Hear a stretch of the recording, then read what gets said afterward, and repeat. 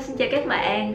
Hiện tại thì mình thấy cái video đầu tiên của mình về đề tài công việc được mọi người quan tâm nhiều hơn, cho nên là mình làm cái video ngày hôm nay để chia sẻ về một câu chuyện về công việc của mình. Hồi chiều thì mình tính là đi ghé qua một cái hồ gần nhà mình để mà quay cảnh cho mọi người coi và sẵn tiện chia sẻ về công việc luôn. Tuy nhiên là khi mà mình xong công chuyện của mình thì trời tối mất tiêu, cho nên là hôm nay mình sẽ quay ở nhà và mình hy vọng là cái cảnh ở nhà của mình sẽ làm cho mọi người không chán lắm. Mình sẽ bắt đầu liền bây giờ. Mà các bạn có biết tại sao hồi đó mình xin việc ở Singapore thay vì những đất nước khác không? Thứ nhất đó là tại Singapore ở gần Việt Nam, và thứ hai đó là mình cũng không cần phải xin visa. Nói chung là thủ tục nó sẽ đỡ bớt rắc rối hơn so với đi những nước mà xa xôi như là Úc, Mỹ, Canada hay là châu Âu này kia. Và điều quan trọng đó nữa đó là với bằng đại học ở Việt Nam thì mình xin việc ở những đất nước khác rất là khó. Nói chung là ở Singapore cũng khó, nhưng mà mình đã từng nghe câu chuyện là nó có thể, cho nên là mình đã thử xem như thế nào. Mà ý của mình ở đây không phải là không có visa khi mà bạn xin việc nha, mà ý của mình đó là nếu như mà ý là bạn có một cuộc phỏng vấn, bạn có thể bay qua đây luôn, không cần phải tốn tiền và tốn thời gian đợi để có visa giống như mấy nước khác. Hoặc là nhiều khi bạn tới đây đi du lịch, bạn ở một tháng, trong visa du lịch đó thì bạn cũng có thể xin được việc. Mình cũng nghe một vài người đã từng làm, giống như là một vài người đã từng bay qua đây ở một tháng, sau đó thì là xin việc, xong đó lại bay về, rồi lại bay qua đây lại. Cho nên là mình cũng đã thử xem sao. Rồi các bạn có biết lúc đó mình làm gì không? Thì sau khi mà tìm hiểu rất là nhiều, coi là khả năng mình có thể đi được nước nào đó để xin việc, mà với bằng đại học Việt Nam thì cũng không có phải là dễ lắm. Nên là mình thấy Singapore là một trong những đất nước mà nó có khả năng nhất. Và vì thế là lúc mà mình còn ở Việt Nam á, thì lúc đó mình thử xem là mình apply trên cái trang web là JobStreet để thử coi là cơ hội thì như thế nào đối với mình. Các bạn có biết là có cơ hội không? Thiệt ra là không có cơ hội nào hết khi mà mình đã ở Việt Nam. Lúc đó mình thử apply nhiều công việc liên quan tới lĩnh vực của mình và liên quan tới cả ngôn ngữ của mình luôn. Xong rồi cũng nhiều nhà tuyển dụng coi CV của mình, xong rồi để đó thôi, không ai thèm gọi cho mình hết. Cái lúc đó là mình ngồi suy nghĩ lắm, tại sao mình có đầy kinh nghiệm trong lĩnh vực này mà, rồi mình lại ok, mình nói được tiếng Việt mà, tại sao không ai thèm gọi cho mình hết. Hey. 3 weeks later. Và rồi mình đã quyết định thực hiện một chuyến đi định mệnh. Rồi nó giỡn vậy thôi chứ thật ra đó cũng là một chuyến bay thay đổi cuộc đời của mình, hay ít nhất là nó cũng thay đổi mình ở thời điểm hiện tại. Nếu như lúc đó mình không thực hiện chuyến đi đó thì có lẽ là mình cũng đang ở Việt Nam và mọi thứ tiếp diễn rất bình thường ở trong cái vùng an toàn của bản thân mình. Cuối năm 2019 á, thì mình đã book một chuyến bay đi qua Singapore. Tại vì mình đã đọc đâu đó là nếu như có một số điện thoại hoặc là cái địa chỉ ở Singapore thì cơ hội để mà xin việc sẽ là cao hơn. Nên lúc đó mình đã thử coi là may mắn có thực sự đến với mình lần này hay không. Trước khi mình đi thì mình cũng đã tìm hiểu, là mình biết rằng cái lĩnh vực của mình cũng có tiềm năng và cái tiếng của mình nói nó cũng có giá trị để mà tìm việc. Vì vậy mà khi mà tới đây thì mình đã mua sim điện thoại và mình có một địa chỉ ở đây để mà update trên hồ sơ của mình. Mình nhớ là mình tới đây khoảng thứ hai, thứ ba gì đó. Sau đó thì thứ tư mình đi mua sim điện thoại và mình có địa chỉ ở đây luôn. Xong ngay lập tức là mình update cái CV của mình, rồi update cái hồ sơ của mình cái trên trang web là jobstreet.sg, cái trang web tìm việc của Singapore. Cái đêm hôm đó mình search cái từ khóa mà mình cảm thấy là mình có khả năng xin việc nhất, đó chính là Vietnamese, tiếng Việt đó. Về cái sau cái đêm định mệnh đó thì mình đi ngủ. Sáng hôm sau tỉnh dậy thì trước khi đi chạy bộ, mình nhớ lúc đó là mình tính đi chạy bộ ở Fort Canning, một cái chỗ rất là đẹp, một cái công viên mà mình rất là yêu thích ở đây. Rồi mình tự nhiên trước khi chạy bộ, cái mình thấy một số điện thoại từ Singapore gọi cho mình. Không lẽ mình may mắn vậy sao? Đúng là một cái cuộc gọi về công việc thiệt. Mà mình tối hôm đó thì mình apply 5-7 công ty lận, mình đâu có nhớ là công ty nào. Mà thực ra lúc đầu cũng không dễ dàng vậy đâu.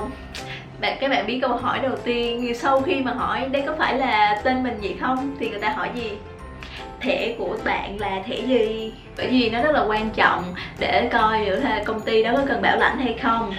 Nếu như mà trong trường hợp mà bạn là người ở đây, bạn là long term visit pass hay là dependent pass hay là PR permanent resident đó, hoặc là citizen thì nó sẽ được ưu tiên rất nhiều. Còn nếu như mà bạn là người nước ngoài hoàn toàn không có một mối quan hệ gì ở đây hết thì công ty đó phải bảo lãnh cho bạn. Rồi bạn biết không, sau khi mình nói là mình chỉ đang đi du lịch thôi thì công ty đó đã cúp máy và kêu là để tao kiểm tra coi là có được hay không. Lúc đó là mình cũng coi như là cũng không có hy vọng lắm, tại vì người nước ngoài mà đâu có dễ, mình cần phải có một công ty bảo lãnh cho mình. Few moments later. Ai ngờ đâu thì 5 phút sau họ đã gọi lại cho mình và nói rằng sẽ mời mình, hẹn mình phỏng vấn vào thứ Sáu trước khi mình bay về Việt Nam vào ngày Chủ nhật. Đúng là may mắn vậy, nhưng mà thật sự là lúc đó mình không có cái đồ nào mình có thể mặc để đi phỏng vấn hết. Tại vì các bạn biết mà, lúc đó mình chỉ đi du lịch thôi, mình cũng không nghĩ là mình sẽ có một cuộc phỏng vấn nhanh như vậy. Thì mấy cái đồ mà mình đặt du lịch là nó kiểu vậy nè, mình không có đồ nào mà kiểu nghiêm túc để mà đi phỏng vấn hết, cho nên là phải đi mua đồ. Và mình đi vô, và mình nhớ lúc đó là sau khi chạy bộ thì buổi chiều hôm đó mình có ghé qua một trung tâm mua sắm để mà kiếm coi có cái đồ nào phù hợp không. Thì mấy cái đồ vừa mắc nữa, mà lúc đó là hôm đó mình cực kỳ mệt, và đến nỗi mà mình không có đủ sức để mình đi tiếp nữa. Mà thực sự là rất là mệt luôn, mệt muốn xỉu luôn á mấy bạn, phải giỡn đâu. Rồi tới tối về thì mình cũng lo lắng lắm, tại vì phỏng vấn ngày mai mà mình cũng không có đồ gì hết. Sau đó thì tự nhiên mình nhớ ra đó là trong Airbnb của mình lúc đó có một bạn đang đi học tiếng Anh ở đây. Bạn đó là người Thái. Xong rồi mình mới kể với bạn là mình sắp có một cuộc phỏng vấn rồi, nhưng mà mình không có đồ, mà hồi chiều mình mệt quá, mình không có đủ sức để đi. Cái sau đó thì bạn Thái này, bạn cũng mừng là mình đã có được một cuộc phỏng vấn. Sau đó thì bạn lôi ra 2-3 cái áo sơ mi của bạn, rồi bạn kêu mình là chọn một cái đi. Rồi cuối cùng thì trước khi đi ngủ mình đã chọn được một cái mà mình rất là vui và rất là cảm kích bạn ấy. Rồi ngày hôm sau thì mình đã đi tàu từ cái trạm Bugis lúc đó tới bên Jurong East là cái công ty của mình. Và lúc đó lạ nước lạ cái, lạ đường, lạ tất cả. Mình cũng mà nó đi rất là xa nha, đi khoảng 1 tiếng từ trung tâm. Thì lúc đó là mình cũng hơi trễ một chút. Khi mà đã đến trạm tàu rồi mà mình cũng không biết để làm sao mà đi vô công ty. Mình mù đường lắm, mình mua bản đồ lắm. Cái mình book Grab mà lúc đó là tài khoản Grab ở Việt Nam, thì tài khoản Grab đó mình có thể sử dụng ở Singapore luôn nha. Cái mình book, mình nhớ lúc đó là khoảng cách rất là gần, nhưng mà mình không biết đi làm sao hết. Cái đến nỗi mà Grab nó rẻ, nó chỉ có 5 đồng xin thôi, 5 đô xin thôi. Cái anh tài xế cũng rất là dễ thương, lúc đó kêu mình là nhớ vô nhắn tin cho mình, kêu là mình vô cái chỗ mà chờ taxi. Ok, khi thông mình vô rồi cái anh tài xế mới hỏi là ủa mình đi vô đó đi qua cái địa chỉ đó để làm gì, hay là đi phỏng vấn hay sao. Đúng là nhìn mặt mình cũng giống đi phỏng vấn lắm. Cái xong rồi cái tới nơi thì anh mới kêu mình là mình lúc đó mình thấy là cũng gần trễ rồi.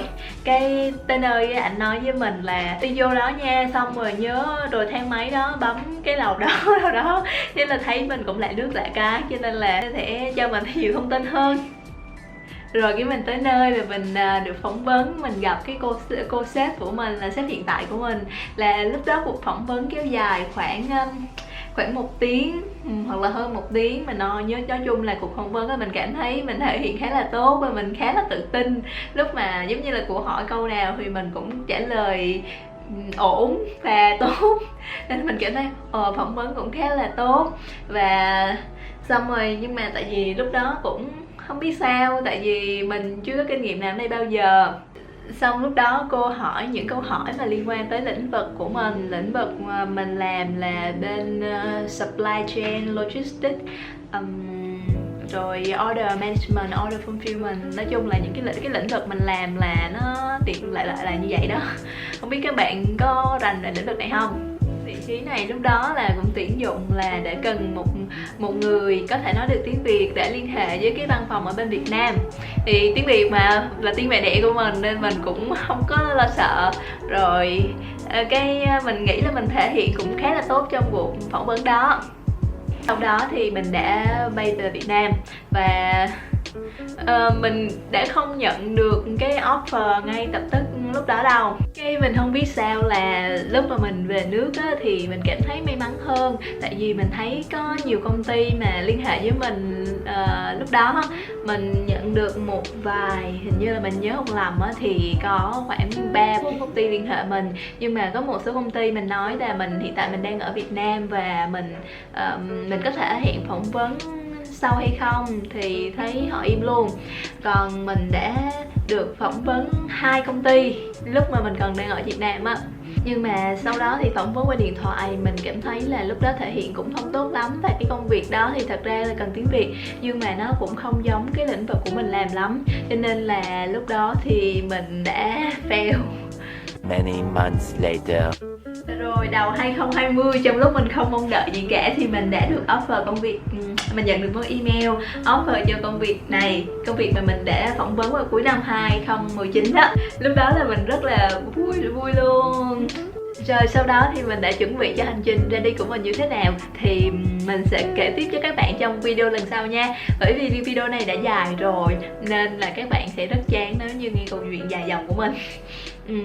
Thôi, video của mình hôm nay đến đây là hết rồi. Mình chúc các bạn một ngày vui vẻ, một cuộc sống vui vẻ và thực hiện được ước mơ của mình. Xin chào tạm biệt và hẹn gặp lại trong video lần sau. Bye bye.